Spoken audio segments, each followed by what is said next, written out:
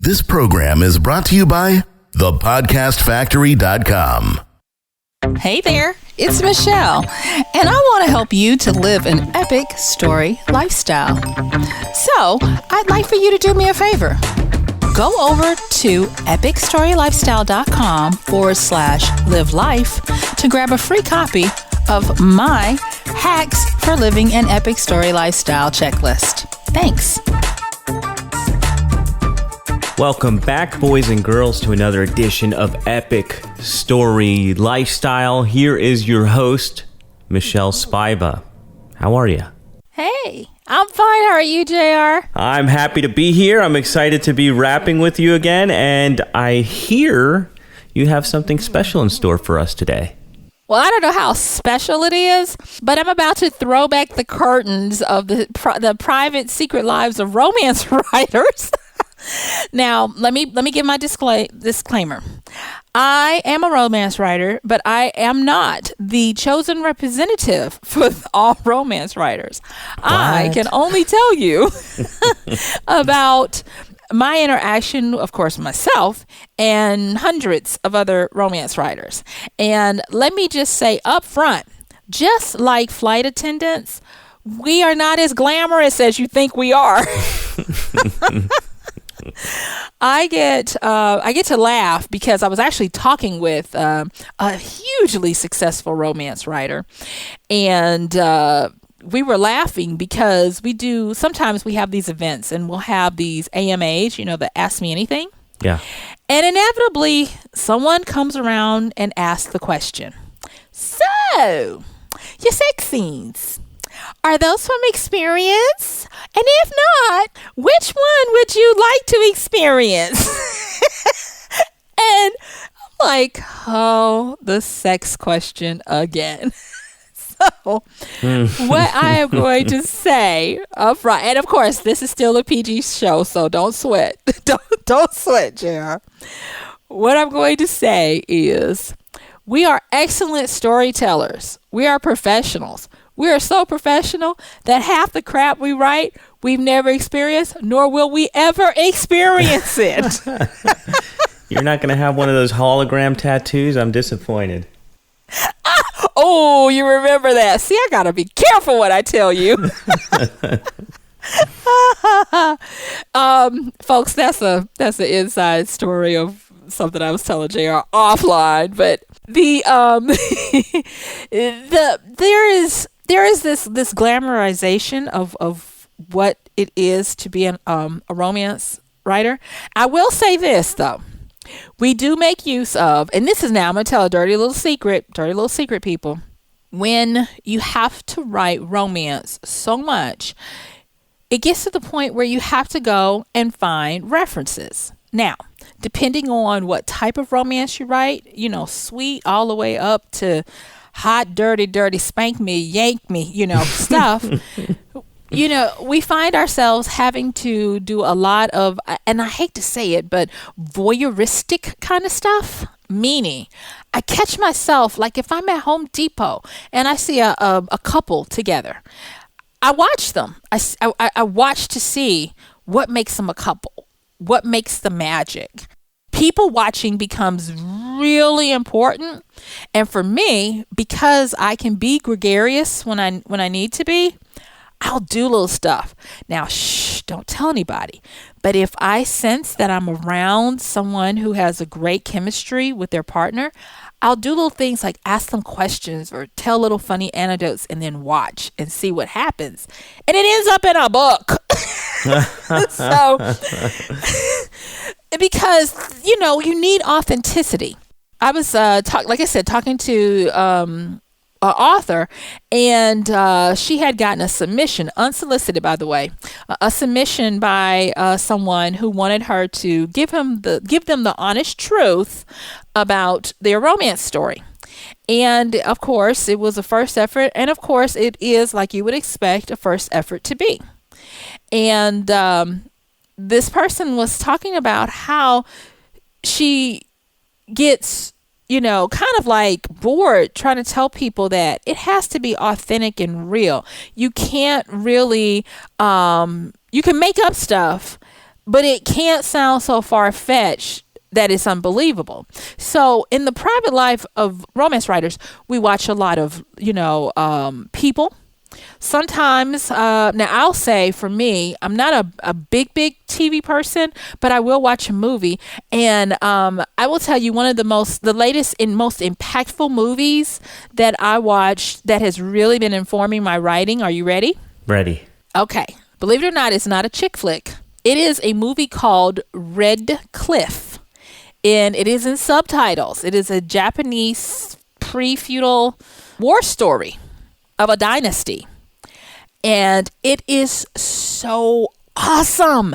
And I've watched it a few times. There are scenes in there like, I'm not going to spoil the movie for you, but JR, I would say you can get it on Amazon if you have Amazon Prime. I think you can get it on Netflix too, but it's called Red Cliff. And it works up to this great battle between these two warring Chinese factions. I said Japanese, but I think it's Chinese. And the storytelling is awesome, and just the way they interact on a relationship level is so powerful. And so that is another big myth. A lot of people think that a lot of romance writers are these bleeding hearts that all we do is eat popcorn and chocolate and watch chick flicks and romance stories. We don't. We're normal, very normal people that we get inspiration from things that are more. I don't want to go rhapsodic on this, with the emotional depth and everything. But I want to say that, we don't look for the saccharine sweet kind of romance stuff, because that doesn't translate well. I mean, come on, let's face it, it's boring to read and it sure is boring to write. So a lot of times we're looking at real life stuff or stuff that's out of genre. And so that's another inside private secret that you'll find about romance writers, the really good ones. We tend to go outside of the lines of coloring in the romance to look at other stuff. Another thing that, and I don't want to make this sound like it's just a list, but I did want to answer some of these questions that I know these people had asked me to address in a podcast. So I'm trying to make sure I cover them all in the little time we have. I actually got asked a very personal question, and I'm going to deal with it. And that is, do we put our own stuff, things that have happened to us or things we would wish to happen to us in our books? And I'm going to say yes and no.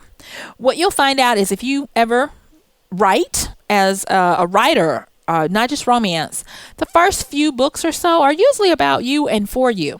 They're usually very therapeutic, kind of like a cathartic release to get all your stuff out.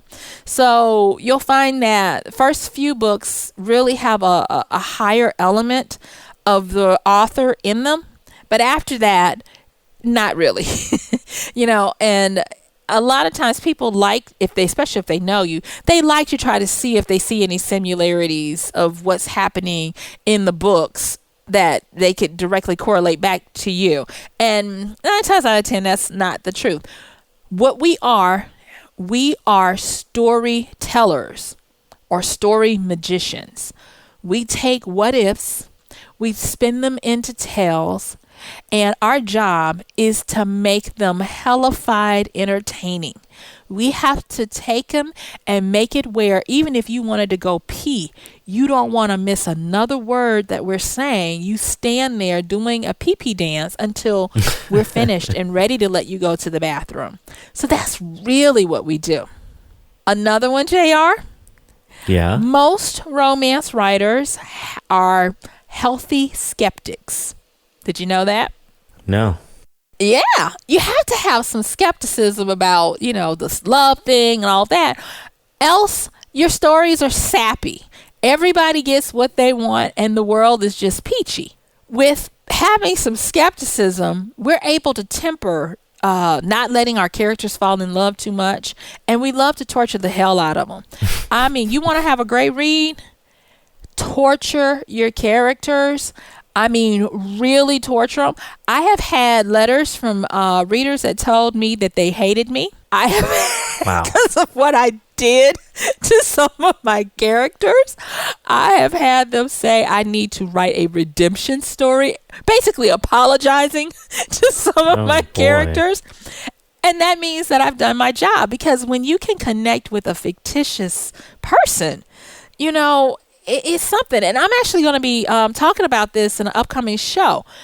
We are everyday Merlins, because we have to take a written word and breathe life into it and turn it into magic. And we have to make it where we coax the reader into suspending their disbelief to come into our world and believe it to be real. When I look at the stuff that people want to give us that we don't deserve, like, we're all sex vixens and dominatrices and we can have our way with anybody, which is not true, I laugh. But I look at the fact that they don't realize that every day we are doing sleight of word. Might not be sleight of hand, but we're doing sleight of word every day to move them into the imaginary, where they allow us to take the blank canvas of their mind and paint on it in vivid arrays of colors at our will. And they don't realize that even though these stories are not necessarily about us, we have invited them, we have disrobed and invited them into our most intimate imaginations of our minds through this book.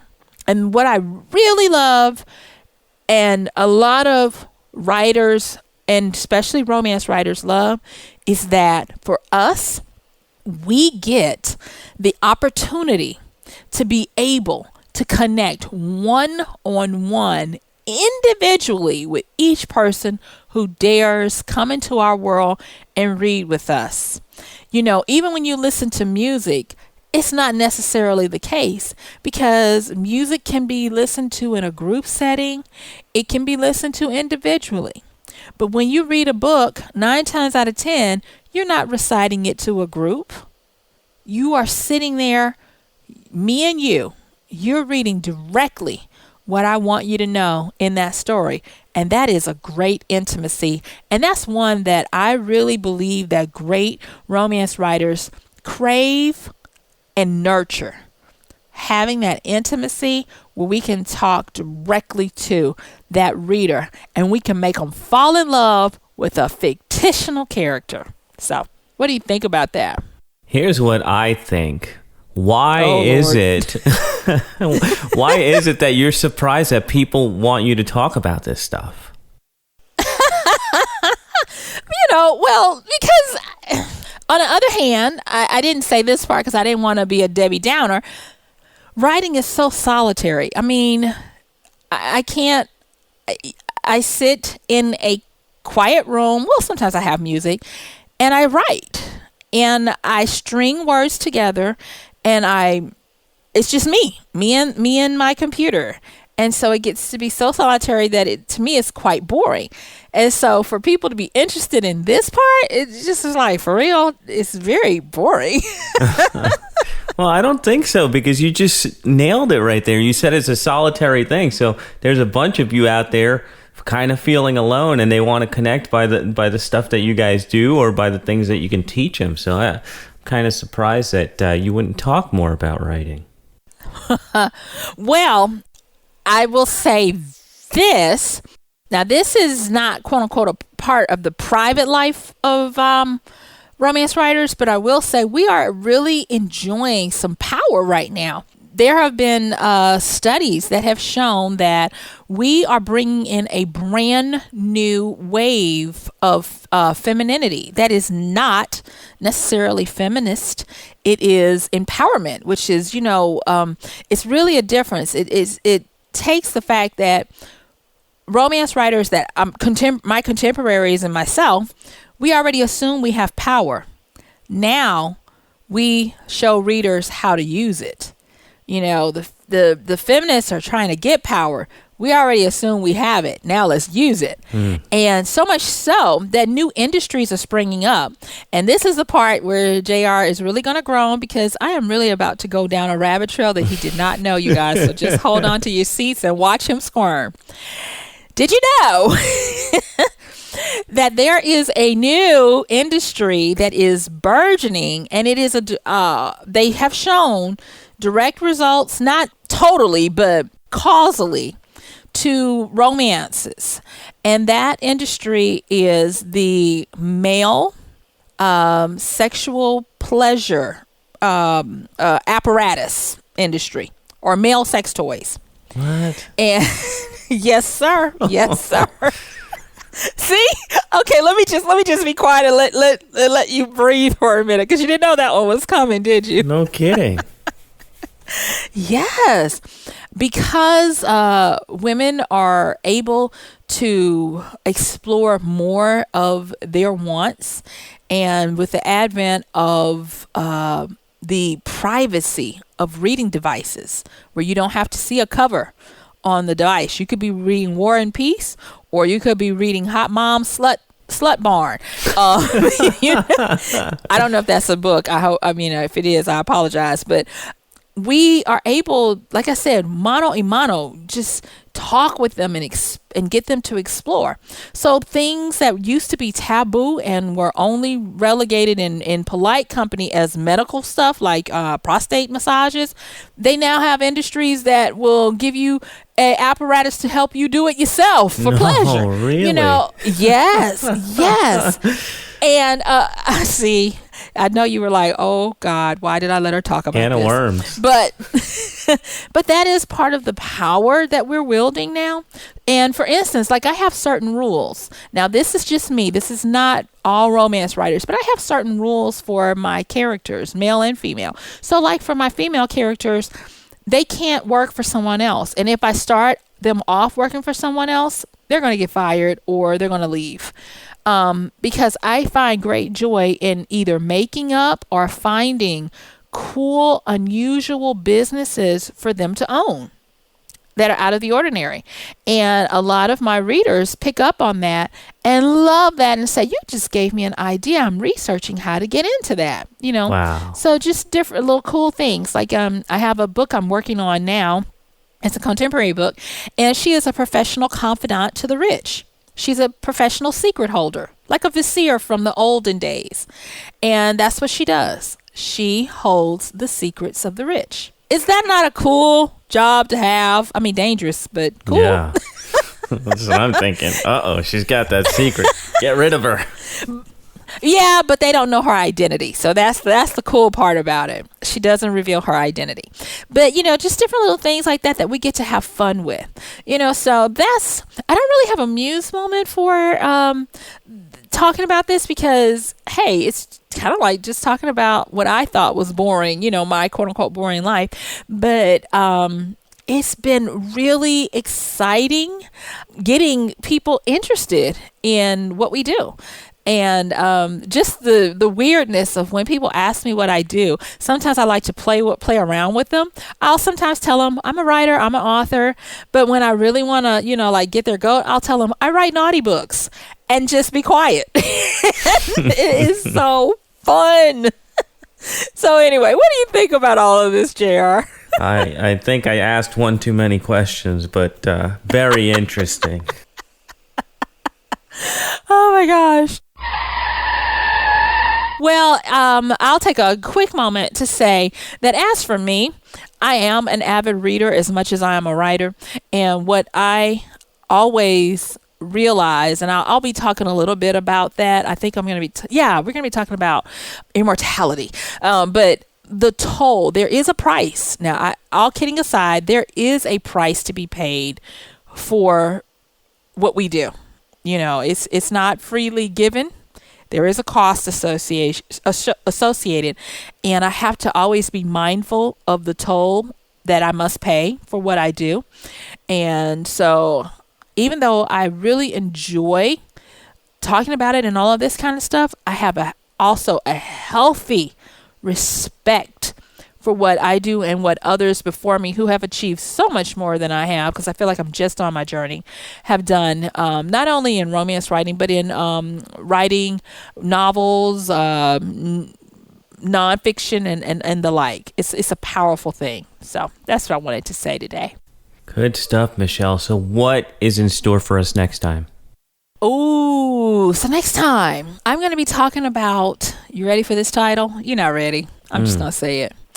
When the magic is real. I'm going to be talking about when the magic is real, baby. All right. All right. So looking forward to that. That's a wrap for another Epic Story Lifestyle. We will be back in your earbuds next week. Thank you for tuning in. Yay. Hey, Michelle here again. If you like today's show, remember to go to iTunes and in the search bar, type Epic Story Lifestyle. And when you see me, hit that subscribe button. If you really like today's show, hey, come on, do me a solid by giving a rating and a review. If you've got questions, comments, or even show topics you'd like to hear me cover in the future, tell me about them when you leave that wonderful review. All right, my time is up and I thank you for yours. See you next time. Now go out, make some great decisions that give you that epic story lifestyle.